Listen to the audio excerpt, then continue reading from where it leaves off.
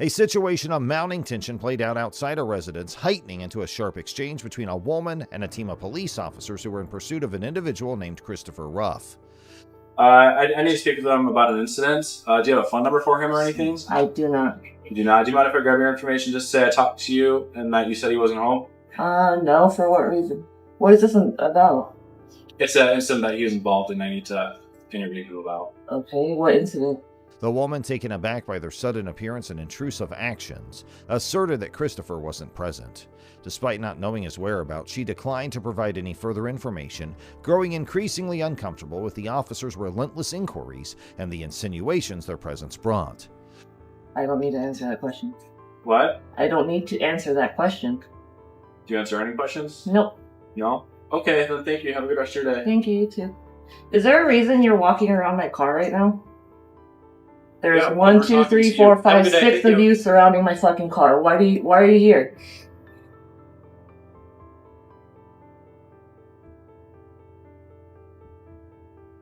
Regardless of her distinct assertion that she lacked any useful information, the officers carried on with their questioning. They initiating photographing her car and circling it in a manner that she found threatening. So I talked to you earlier and you said it wasn't your car. I didn't say that, you liar. Why are you taking pictures of my fucking car? An incident. That's why we're trying to talk to Chris. Why are you talking to Chris if it's my fucking car? You weren't aggressive. You have to tell me why you are taking pictures of my vehicle. That's why? Yes. Why didn't you fucking tell me that? I've been asking for like 20 minutes. She demanded to know why they were photographing her vehicle and why they were at her location, her irritation mounting with every evasion of her questions.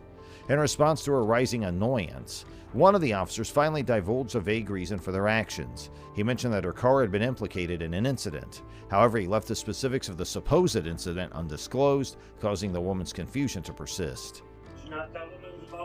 He was involved in an incident, that's what he said. Okay. And then I said, why are you surrounding my car? And nobody's fucking answering me. You tried to talk to me earlier and you said you didn't want to talk about the car, so how are we supposed to know you I didn't say that. What are you talking about? I'm recording right now. I was involved in a collision. Would you like to talk to us about that now? What collision? I wasn't driving the car. She denied driving the car and asserted that it had been parked there the whole time. The woman defended her rights vocally, challenging the officers' actions and their refusal to supply clear explanations for their conduct. Despite their assurances that she wasn't receiving any kind of citation, the continued presence of the officers and their invasive actions cast doubts over the authenticity of their claims. Okay. It's been parked here. What do you need? What do you need? Okay, who else drives your car then? None of your fucking business. None of your fucking business. What do you need with my car? With you, but if you're just going to be disrespectful and not answer the question, Are you going to give me a citation of some kind? No, I'm not. That's why I didn't ask to speak. Then stop taking fucking pictures of my car. That's why I asked to speak with Chris. If you need any information, you can call the person that you think was involved. And I asked for his phone and get number, the fuck you away said from you my would give it car. to me, okay? Their persistence in photographing her vehicle, even in the face of her repeated pleas for clarity, remained unbroken. The interaction concluded in a deadlock, with the woman resolute in her refusal to surrender information and the officers unsuccessful in adequately justifying their actions. Are we done? Do you have everything you need? Okay, yeah, we are done. Thank you. Have a good rest of your day. Fuck out of here.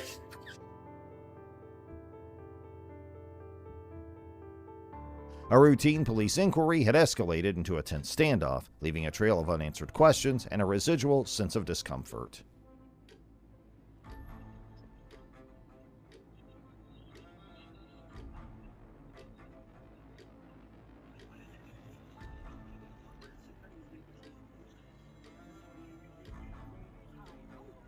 Record.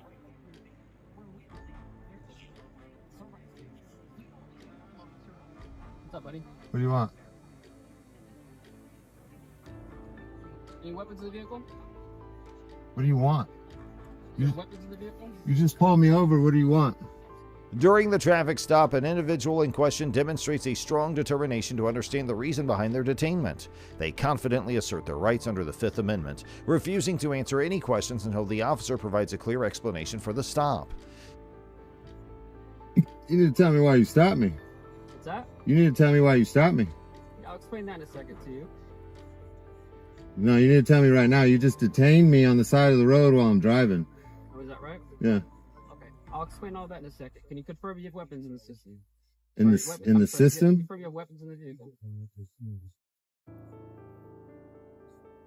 You're gonna tell me why you stopped me before I ask any questions. Answer any of your questions.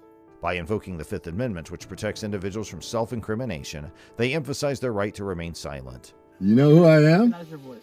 Ah. Okay. So why are you asking if I have weapons if you know who I am? I can't see what you have going on your lap down there. That's why. If you know who I am, you know I don't have any weapons. So why are you asking me? Right? Are you able to answer that question for me yet or not? Roll this window down. You don't gotta roll it down. Roll this window down. You don't have to.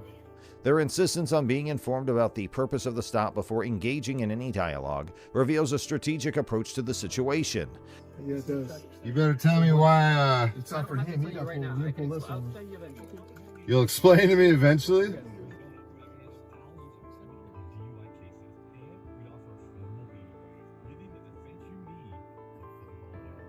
I want to know why I'm stopped. I didn't break any laws. You see this dash cam right here? See that?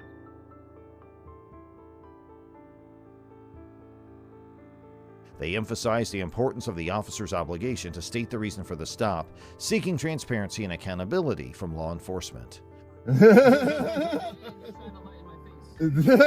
I did? I did? I'm driving the vehicle. I did that? Can you confirm there's weapons in the vehicle?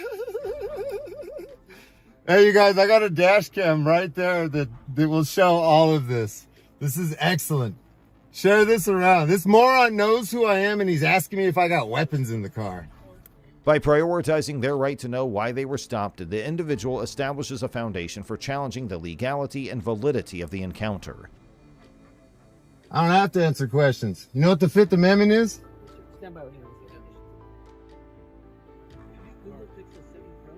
Hey, I just want you to understand that for a traffic stop, when we ask, if a police officer asks you if there's any weapons, you have to say if you have weapons or not. Do you know what the Fifth Amendment is? Okay, all right, I want you to understand. Do you know what the Fifth Amendment is? Okay. Yes or no? He already gave you something. You just said Christopher Rock. No, you didn't.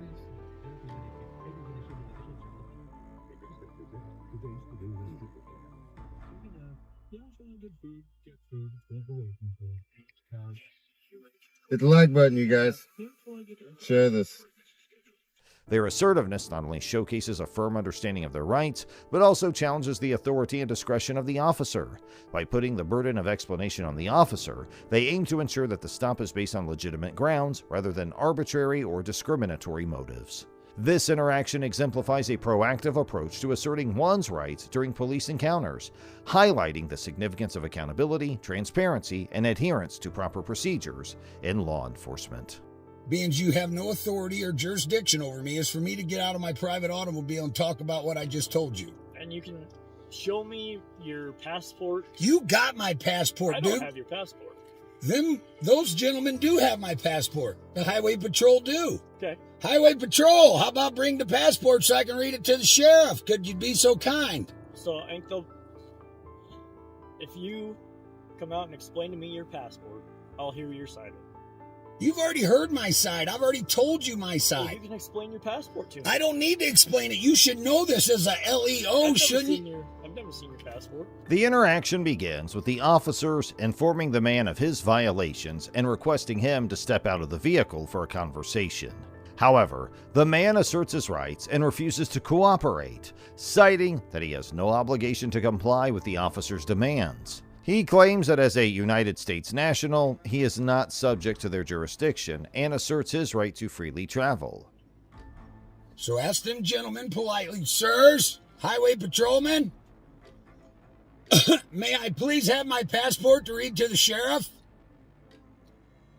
They're not going to give it back to you until... They're not going to give it back to me. So you're telling me the Highway Patrol in Wyoming has stole my private property? Is that what you guys are telling me? You can claim... No, it's not a claim, sir. That's another matter of fact of law. Does that passport belong to any of you? Does that passport belong to any of you? The answer is no. And if you're not giving that back to me, which is my said possession, what is that called? What's that called? As LEOs, you should know what that's. Let me know. That's called Inform me. theft. Okay? However, throughout the exchange, the man repeatedly challenges the officer's authority and attempts to educate them on what he believes to be the law. He references legal precedents and quotes various court cases to support his argument. He insists that the officers are acting as private entities rather than representatives of the government. He also accuses them of being revenue collectors for a foreign corporation operating under statutes and codes. No, it is not. Yes, sir. What is possession? It is property. What is possession, I'm sir? not going to argue with you, sir. I know you can argue with me because you don't know the law. Possession is 9/10 of it, correct?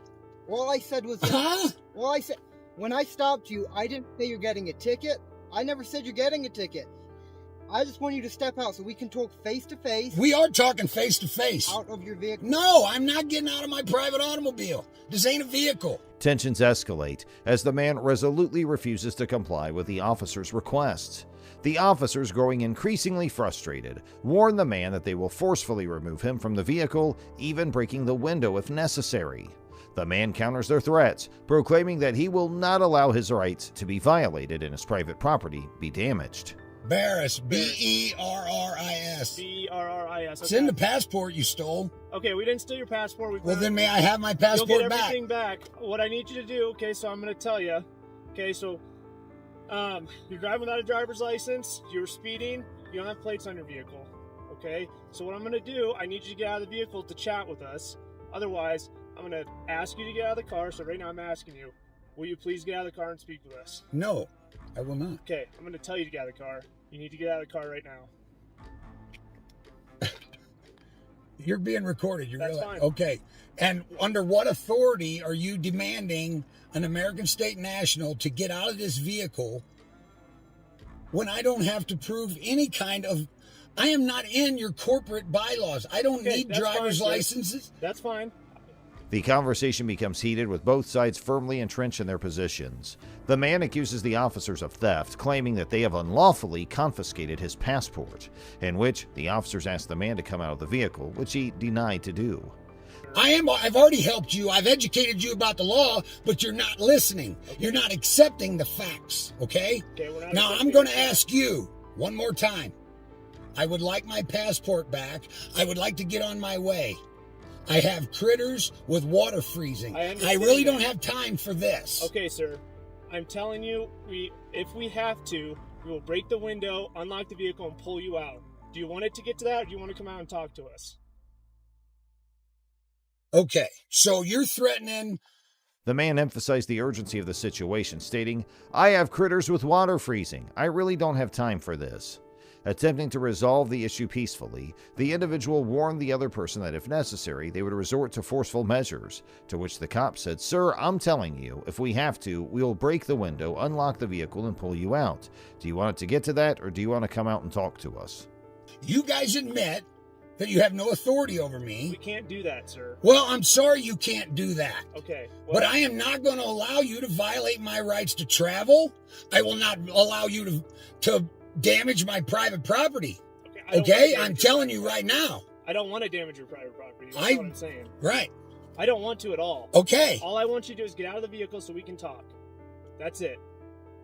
That is it. And I won't damage your private property. Nothing. That's not happening. Okay. I don't have to get out of this vehicle. Okay, so why are we coming to this? Why are we butting heads there? Why don't you? Because you guys are not listening to the matter of fact of law. That's why. To the matter of fact of law. It's called the matter of fact of law. Okay. The man didn't let his guard down and demanded to return his passport and challenges the officers to admit they have no authority over him. Yes, sir. Can I do for you? All right, sir. Here's your passport back. Can you roll it down a little bit further? You just want me to slide it in there? Just slide her in here. Okay, so this is back. You already pulled those out. Okay. Free to go for now, okay? What'd you do to my car? We didn't do anything to your car. Okay, I got it on film here. Okay. There's nothing sabotaged on my private vehicle. There's nothing sabotaged on your vehicle. Relying on the intervention of the sheriff's department, the individual expressed their trust in their involvement. They mentioned that all parties involved were gathered together for a discussion.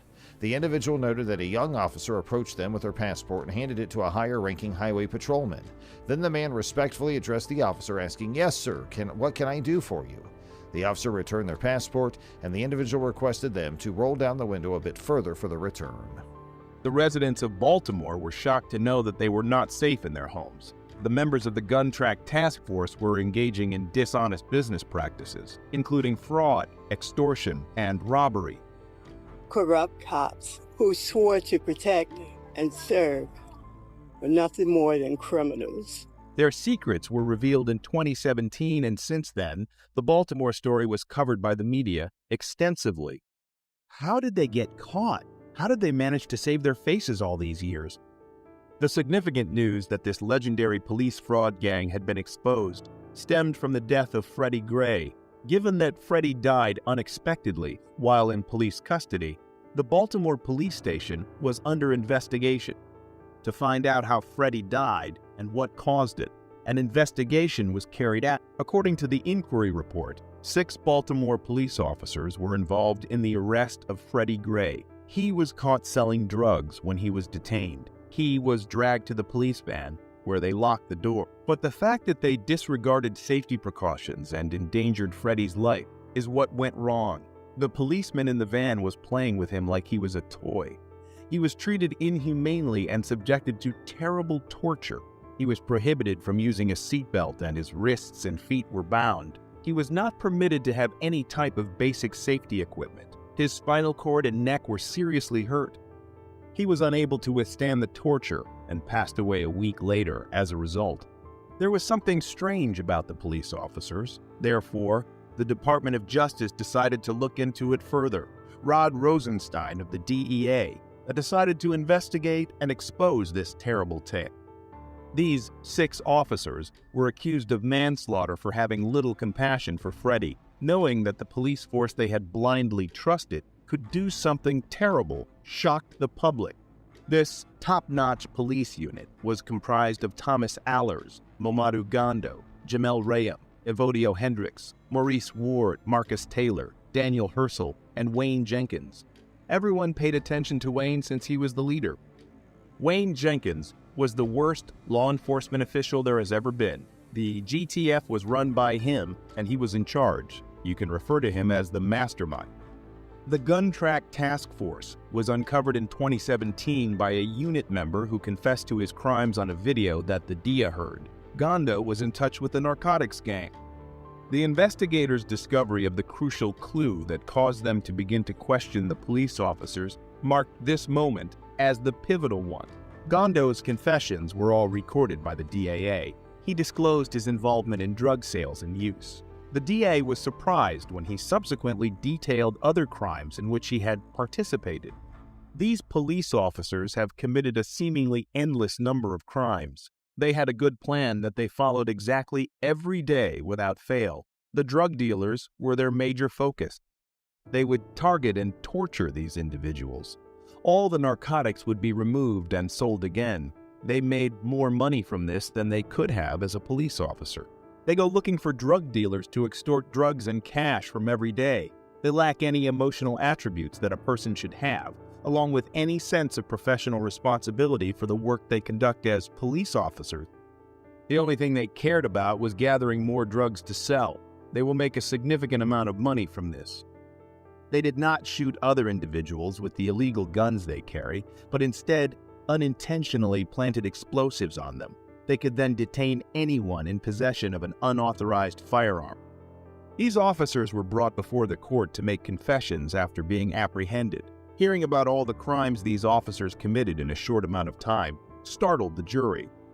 Wayne once observed some men robbing a drugstore with the assistance of other officers. They valiantly put an end to the robbery, but they were not acting alone. They kept up the robbery and took drugs from that location. After plundering the business, they sold the drugs to additional drug dealers. Through that, they became very wealthy. A prominent drug dealer suspect's house was searched without warning after they stole his house keys. Then they went ahead and made off with $100,000 from there. They used to indiscriminately drive cars at high speeds in a crowd of people, exhibiting a cruel mentality. These policemen hunt people who flee for their life before arresting them. By carrying out such awful deeds, they feel strong and joyful. They fitted illegal tracking devices in the cars of narcotics dealers to follow them. The police officers would be able to find out where and when these drug sellers will be using this equipment. The cops from the GATF either raid their residences or steal their drugs and cash. They committed all of these acts over the last 3 years without anyone even suspecting them. They discriminated against and held a negative attitude towards black people. Throughout this brief time, they stole somewhere around $300,000. They stole 7 pounds of cocaine during these 3 years. From the narcotics sellers, they also took 43 pounds of marijuana. In addition to this, they converted the proceeds from the sale of pricey, one-of-a-kind jewels into cash. According to their respective portions, they divided up the entire sum of money and spent it all on themselves. A group of police officers could not possibly have committed such heinous atrocities while on duty. The court could not believe it. They received a sentence of 112 years. They must serve that sentence in prison. Jenkins, the chief of the GITF, received a particularly lengthy sentence because he was the perpetrator of all of these crimes. Jenkins is currently serving a sentence of 25 years in a Kentucky prison. These policemen's crimes had a significant impact on the Baltimore Police Department. Both the general public and other departments must come to trust them. Others now view them with contempt, since what this policeman did was unjustifiable. The HBO miniseries with that title is called We Own This City. The Baltimore incident served as inspiration for the producers, who turned it into a miniseries and showed it to the audience. Even among female police officers, there are nasty ones. Let's witness the account of a female police officer who was deceived by love and wealth. A female police officer named Antoinette Frank and her boyfriend Rogers Lacaze committed a terrible crime together. The horrifying murder occurred on March 4, 1995, stunning the residents of New Orleans. Together with her family, Chauveau managed her restaurant. They made a substantial fortune through their family business, Kim Ainge, to watch after their business. They had enlisted Ronald Williams as a part-time security guard. In his spare time, Ronald works there. He used to be a police officer when Frank and her boyfriend, a drug dealer, stormed into the restaurant and demanded money. Chauveau called Ronald to the dining room to give his wages. Frank began threatening Chauveau and her brother. Ronald tried to intervene to defend the siblings, but Frank's lover shot him. She panicked since Frank hadn't anticipated things to go worse. Chau and her brother hid in the walk-in fridge as Frank turned around to hunt for her companion. The older siblings, Kuang and Ha-Vu, were cleaning the restaurant when the incident occurred. Frank questioned them over the money, but Chau had hidden it in the microwave. She shot the 2 older siblings as soon as Frank discovered the money. Both of them received death sentences after being tried in court. Frank was transferred to a Louisiana prison for women. Do you believe there are other officers like this in law enforcement? Do you anticipate a repeat of this incident? Let us know in the comments.